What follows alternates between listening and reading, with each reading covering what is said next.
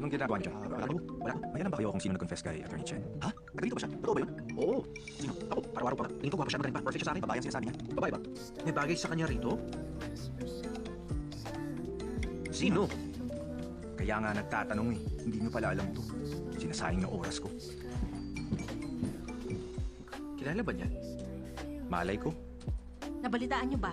May artistang sumikat ngayon dahil sa boyfriend niya nanloko sa kanya. Nagkalat nga sa news.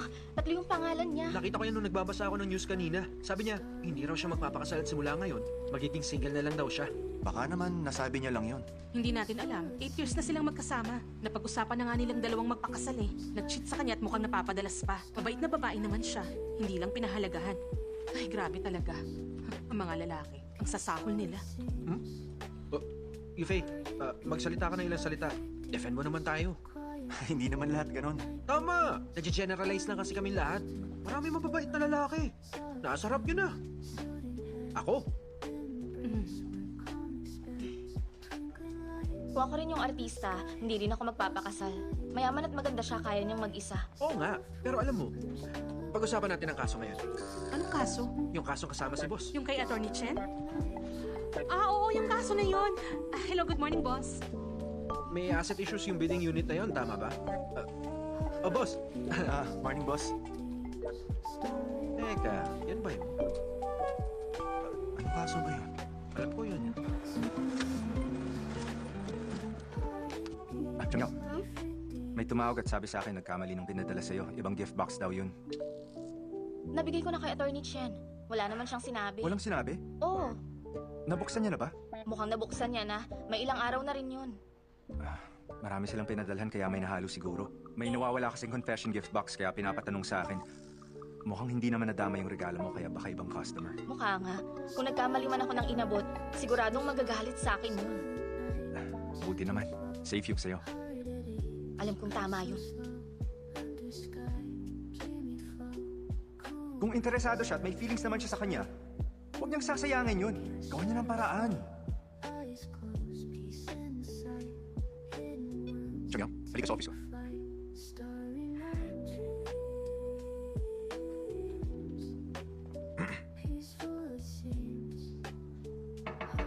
Pasok. Boss, ano yun? May problema ba? Wala. Na-appreciate ko yung regalong binigay mo sa akin. Pwede nating pag-usapan niya. Talaga po?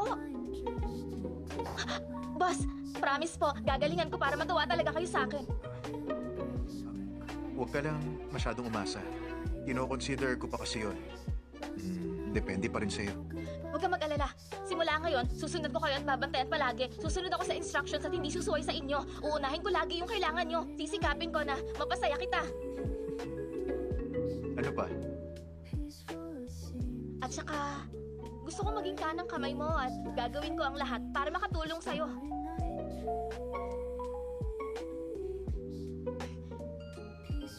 Boss? Pwede niyo bang ipaalam sa akin kung magkano yung magiging increase ko? Ano? Salary increase?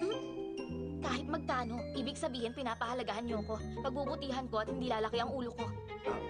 Pagkatapos ng increase, anong gagawin mo? Boss. Labas! Boss, kasi tinignan ko yung situation ng kumpanyang pina-investigate nyo. Tapusin mo yung kaso ngayon. Dali mo sa villa ko bukas. Send ko yung password. Bukas? Ang bilis naman yata. Hindi mo kaya? Kaya po. Depende na lang kung gusto niyo ng quality o quantity. Umalis na kayo. Boss, yung increase. Alis na.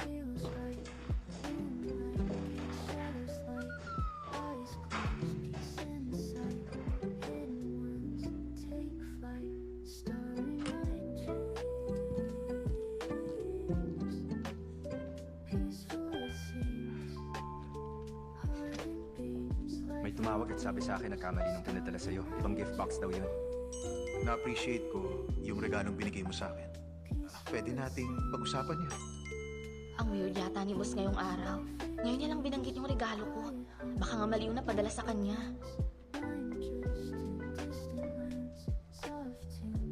Imposible.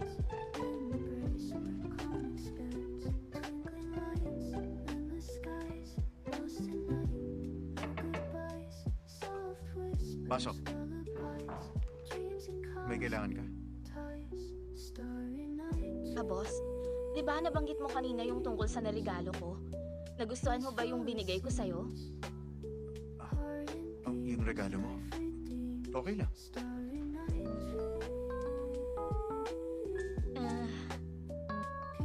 Yung nakasulat sa card, may pag-asa po kaya?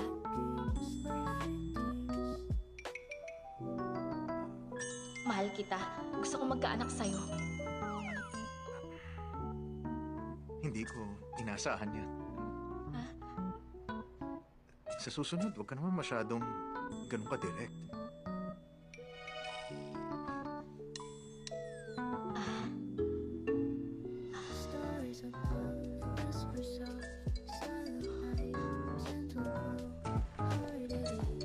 Uy, Bao. Ako na lang magbibigay ng paperwork mo bukas. Talaga? Ayos yun. Eh kasi, weekend bukas, sasamahan ko yung girlfriend ko. Babawi ako.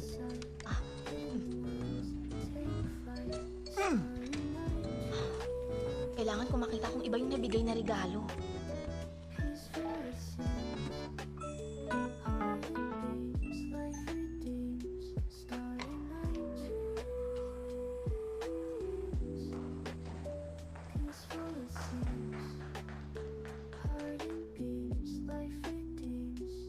Bakit naka-display pa to rito?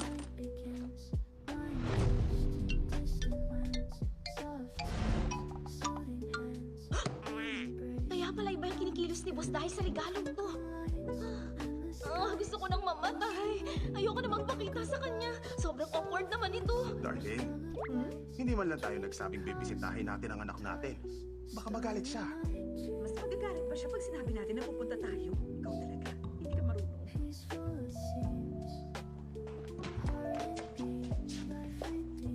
Ito ang office niya. Ito ang lugar na pinakamatagal at palaging ini-stayan ng anak natin. Sigurado ako ron. Talaga. Saan ko kaya pwedeng ilagay ito? Sa east, south, o west ba? Doon. Kasi yun ang west. Darling, bilis. Ikaw naman. Bukay lang to ng plastic na bulaklak. Ba't inaayos mo pa? Hindi ka kasi marunong. Wala kang makikitang totoong peach blossoms ngayon. Symbolic kaya yan. Maraming nagagawa ang pagiging sincere. Mahilig ka talaga sa pamahiin, kaya ka ganyan. Naisip mo ba kung bakit? Hoy, ikaw naman pinipilit maging scientific? Sabihin mo nga sa akin, may alam ka bang paraan para makahanap ng girlfriend ang anak natin at maikasal na siya agad? Meron ba? Wala akong idea. Nape-pressure din pala si boss na magpakasal. Effective yung payo ng expert. Ikaw nakakainis ka. Sabi ng master, dapat nasisinagan ng araw ang peach blossom. Ba't nakasala ang mga to? Ayaw mo na kita makausap. Madam, sorry po. Pasensya na kayo. Hindi ko po sinasadya. Chumyaw? Ano ginagawa mo rito? Magde-deliver ng document kay boss. Magde-deliver lang. Anong documents? Bakit ang bigat at ang laki nito? Pero, Bigat naman. Ay, mahal kita. Gusto kong magkaanak sa'yo.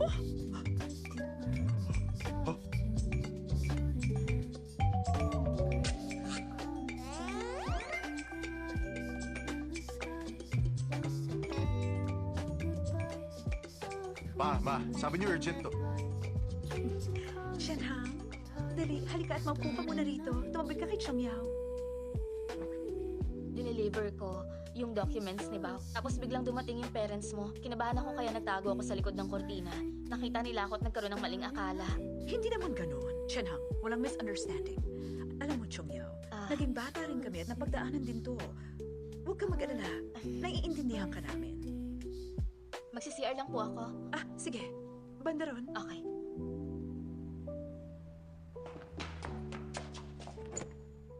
Halika. Dito ka nga. Bakit, ma? Matagal na ba? Nung naging kayong dalawa ni Chumyaw? Sino sa inyo ang umamin? Siya pong umamin. Siya ang umamin sa'yo? Kakaiba. Ang tapang niya. Magaling siya. Nakakabilib, di ba? Paano naman niya sinabi sa'yo? Matagal na niya akong hinahangaan. Hindi lang siya nagko-confess. Kaya nung inamin niya, hindi ako mentally prepared. Pagkatapos, ano na? Tapos, wala na po siyang ginawang progress after nun. Ang tingin ko baka na-pressure siya sa akin. Naisip na siguro magpakipot muna at nang magka-connection kami. Romantic naman. Dapat, darling, biyahin mo sila. Anak, paano naman niya nagawang makuha ang loob mo? Palagi siyang nagluluto ng breakfast na dinner namin. Siyang nag-ayos ng plumbing at available kahit kailan. Nung sumakit yung tiyan ko noon, ginawan niya ako ng lugaw. Nung nasa business trip ako, pinaalalahanan niya akong kumain. Palagi kasi siyang supportive sa akin. Kinaayawan ako sa industry pero gusto niya ako. Pareho rin kami ng hobbies na gusto. Pareho ang games at music taste. Maraming common sa amin. Mukhang maganda nga ang progress nila. Mabilis na. Matanong ko lang, sinong nag-confess sa inyo? Ikaw ba o si Chong Yao, anak? Siyempre siya. May binigay siyang gift box nung birthday ko. May kasamang note yung regalong yon. At ang nakasulat po ron, gusto niyang magkaanak sa akin. Meron pang wine at roses. Nung una pa nga, tinanggihan ko siya. Pero hindi po siya sumuko. Nandun lang siya sa tabi ko. Kaya, mas nagustuhan ko po siya. Naisip kong bigyan siya ng chance. Susubukan ko.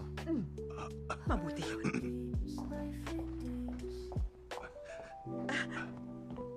Chong Yao, may regalo ko sa'yo. Huwag niyo po akong regaluhan. Hindi, kunin mo to. Ito pala yung... Hindi, wag niyo Sige po. na, sige na.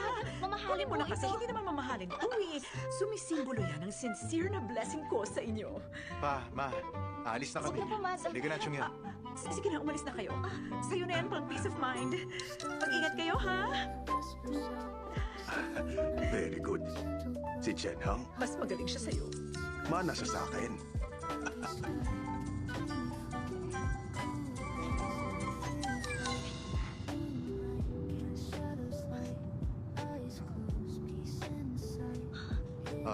Yung sa regalo mo sa akin, matagal kong pinag-isipan. Kahit akong boss mo, nakita kong sincere yung nasa regalo mo. Kaya tinatanggap ko yung sinabi mo. Lagot ako. Paano ko ipapaliwanag yung regalo sa kanya? Akala niya yata nagko-confess ako sa kanya. Tapos alam na rin ng mga magulang niya. Nakakahiya naman. Pero anong ibig niyang sabihin tinatanggap niya yun? Imposibleng gusto niya ako. Baka naman gumaganti siya sa akin dahil napahiya ko siya sa regalo ko. Naluloko ba siya? Paano na? Sasasantihin niya ba ako? Boss. Yung regalo ko, ipapaliwanag ko lang sa'yo. Hindi na kailangan magpaliwanag. Hinahangaan ko yung katapangan mo. At alam ko namang may sariling charm din ako. Naintindihan ko kung bakit ganyan ka. Boss, nagkamali sila sa pinadalang regalo sa'yo. Yung regalo ko may note na nakalagay na kapag may race, lilipad ako. Nagkamali siguro yung seller kasi maraming umu-order sa kanila. E di, hindi ka pala nag-confess. Oo, misunderstanding lang. Boss, mataas ang level of awareness ko. Hindi ko iniisip yun. Seryoso ko.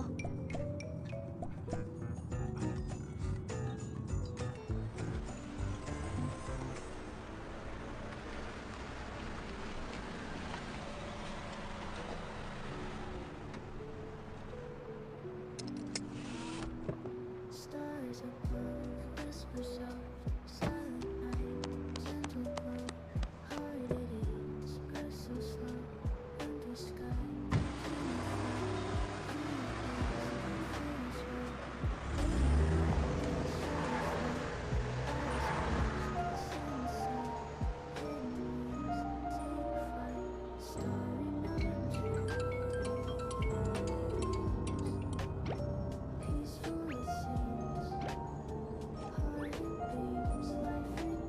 Hello, the number you dialed has been turned off.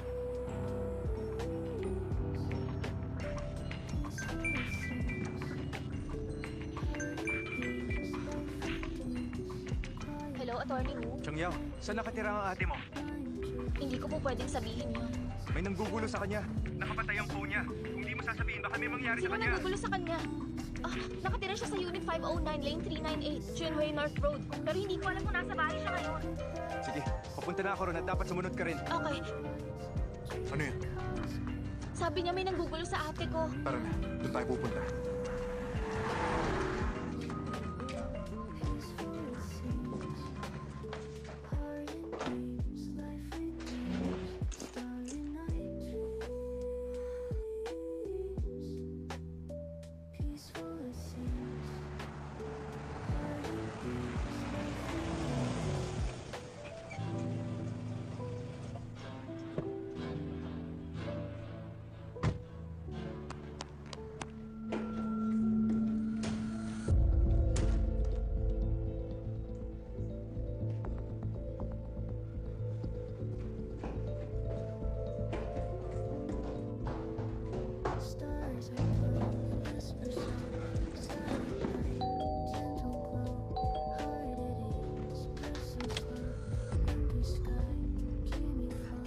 Hoy!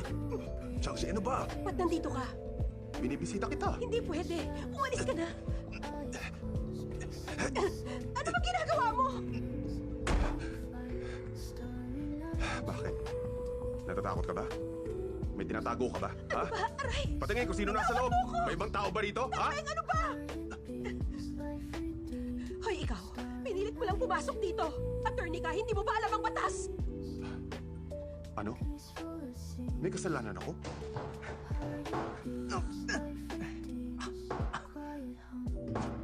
Bumibisita lang ako. Kakausapin lang naman kita. Changshi, huwag ka matakot sa akin. Napatawad na kita sa ginawa mo, di ba? Oh, dahil dito sasabihin kong may natuklasan ako. Masama ang loob mo sa akin. Dahil ba may gusto ka pa sa akin? Mali ang akala mo. Wala na akong gusto sa'yo. Kung hindi sa akin, kanino? Ha? Kay Wujun ba?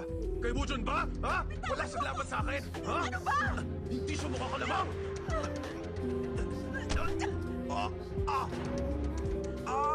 Tangme, sabi ko sa'yo huwag kang gagawa ng ikagagalit ko. Kung may criminal record ka, ikahihiya ka na magiging anak mo. Meron na ba? Makinig ka sa akin. Anong nangyari dito? Domestic dispute lang naman! Isang taon na tayong divorce, di ba? Anong domestic dispute? Pulis yung kapitbahay ko. Kung di ka aalis ngayon, tatawagin ko siya! Saan ka pupunta? Hindi nagkakana ang sweet talk sa atin, di ba? Ano ba? Chelsea! Makinig ka. Naging mabuti ako sa'yo. Kaya huwag mong pahiyain ang sarili mo.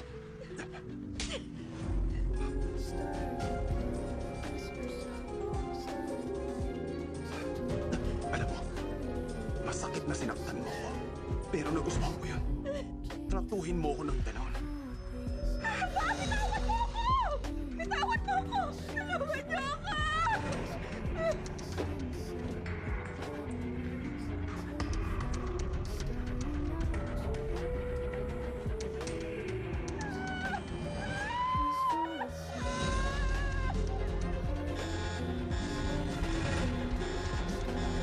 May sunog! Lumabas kayo!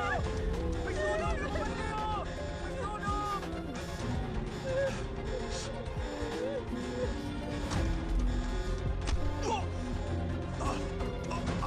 Archie! Okay ka lang? Huwag ka nang umiyak. Huwag kang matakot. Nandito na ako. Aray ko. Wujun, hindi ka na nahiya. Bakit sinipa mo ko, ha? Marunong ako ng martial arts. Akala mo hindi kita papatulan? No!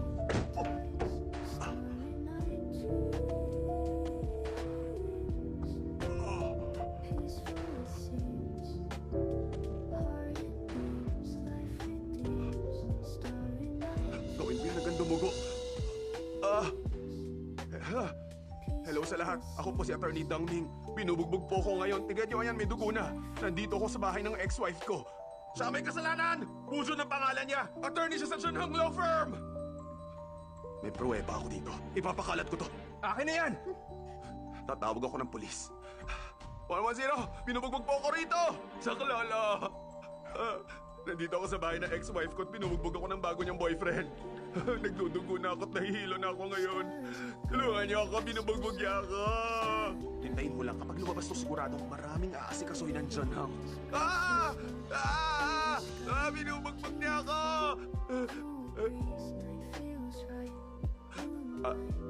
Sorry, sandali lang, ha? Hello, sir? Nandyan ka pa ba? Eto. Hello, nandito pa ako. Maayos na ang pakiramdam ko. Hindi na ako nahihilo. Saan mo nakuha yan? Saan mo nakuha yan? Naglagay ako ng camera para mabantayan ang aso ko. Nakarecord na lahat ng ginawa mo sa akin kanina. May pruweba ako laban sa'yo. Chelsea, di ka na nahiya. Akin na. Ibigay mo yan!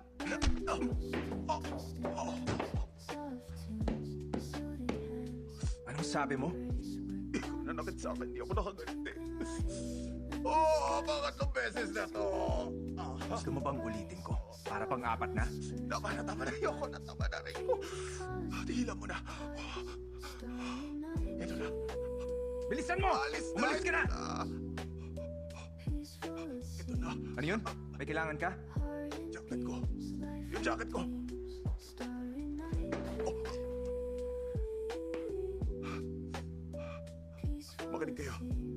May video ako. May video rin kayo. Patas na tayo kaya wala maglalabas sa video. Naintindihan nyo? Alis!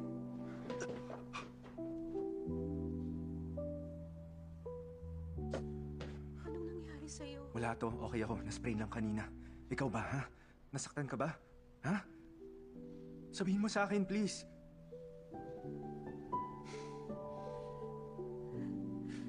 Gusto mo bang pumunta sa ospital? Ha? Sorry, nahuli ako. Huwag kang matakot. Okay ka na. Okay ako. Nasa groomer yung aso ko kaya kailangan ko siyang sunduin. Eyes closed, peace inside. No one's take flight. Starry night dream. Ate? Ate, okay ka lang? Si Dongming, Napalayas ko na siya. Okay na. dapat tumawag na tayo ng pulis. Hindi pwedeng tumahimik lang. Okay na ako. Huwag ka na mag-alala pa. Chang Yao, wala tayong ebidensya na sinaktan ni Dongming yung ate mo. Kahit tumawag ng pulis, di siya mapaparusahan. Di ba gusto niyang napapansin? Nakawan na lang natin siya ng mga kaso para makabawi. Pwede ba yun? Kahit gamitin niyo pa yung pangalan ko. Sinabi mo yan, ha? Gagawin ko talaga yan. Ba't nandito ka? Baka kung napano ka. Salamat. Okay ka lang?